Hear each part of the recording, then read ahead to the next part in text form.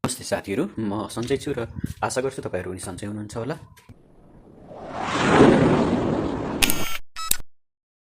आज चाहिँ म तपाईँहरूलाई सेल्फी स्टिकले भिडियो खिच्दा र जुन हामीले हातबाट खिचाउने त्यसमा के अन्तर छ, के फरक पर्दो रहेछ भनेर भिडियो बनाएको छु। र आज चाहिँ मैले सेल्फी स्टिक प्रयोग गरेर मैले भिडियो बनाइरहेको छु। मैले थाहा पाएअनुसार चाहिँ हातबाट समातेर मोबाइल समातेर खिच्दाखेरि चाहिँ भिडियो बनाउँदाखेरि चाहिँ एकदमै धेरै हल्लिने र एकदमै तिरिमिरी आउने रहेछ। र यो चाहिँ सेल्फी स्टिकबाट खिच्दाखेरि चाहिँ कम हल्लिने, हिँड्दै गर्दाखेरि पनि अलिक कम हल्लिने रहेछ। र दायाँ बायाँ जुन तरिकाले हामीले घुमाएर खिच्न पनि सजिलो हुँदो रहेछ। यस्तो खालको छ। दिनभरि एकदमै रमाइलो छ। यो चाहिँ रोमानियाबाट हो। म चाहिँ यो रोमानिया चाहिँ अहिले पालो आएर पलाइरहेको छ।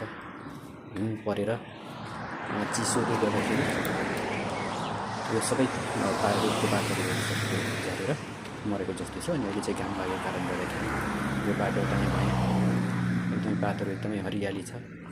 अनि यो बाटो बनाउँदैछ, बाटो बन्दैछ। यहाँ लगभग 2 वर्ष भइसक्यो यो बाटो बन्न थालेको, तर बनिसकेको छैन है त। यस्तो छ। निर्माण कार्य धमाधम भइरहेको छ यता। एकदमै मौसम राम्रो छ, रमाइलो देखिरहेको छ। यहाँनिर चाहिँ जुन टाइपको हुन्छ यो चाहिँ यो कलेजको स्कुल कलेजको बाटो यहाँनिर बनाउँदैछ। त्यो कारणले गर्दाखेरि बाटो त्यति राम्रो छैन, खण्डखण्डी छ।